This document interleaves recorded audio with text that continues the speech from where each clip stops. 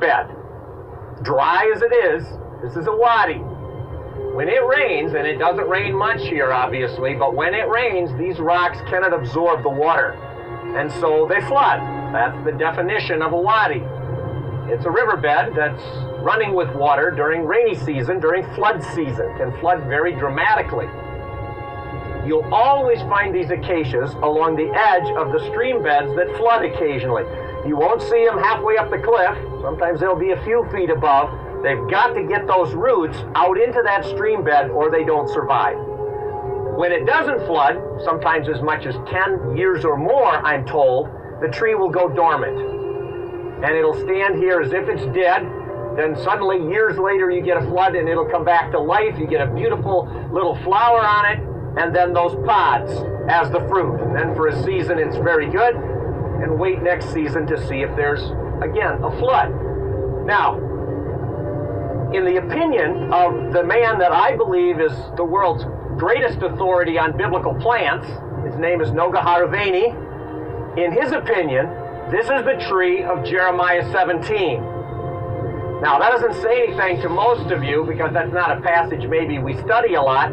Let me quote it to you. You'll recognize it from somewhere else. It goes like this. Blessed is the man who does not walk in the counsel of the wicked, or stand in the path of sinners, or sit in the seat of scoffers. But his delight is in the Torah, we say law of the Lord. And on his Torah he meditates day and night. He is like a tree planted by streams of water. Stop a moment. I would guess there are not many of you here that would have ever seen this as the picture behind that psalm. I mean, we've made it an oak tree next to the Mississippi. Now, there's nothing wrong with that. In fact, I'm not going to try and prove to you that this is exactly the tree God meant in Psalm 1 and Jeremiah 17.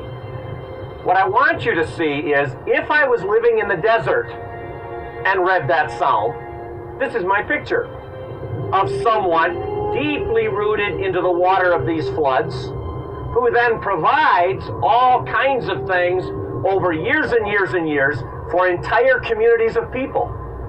Salve, medicine, camel food, wood for fire, even wood for the Ark of the Covenant. So it seems to me that one of the lessons God is teaching is that in the desert we must become acacia trees.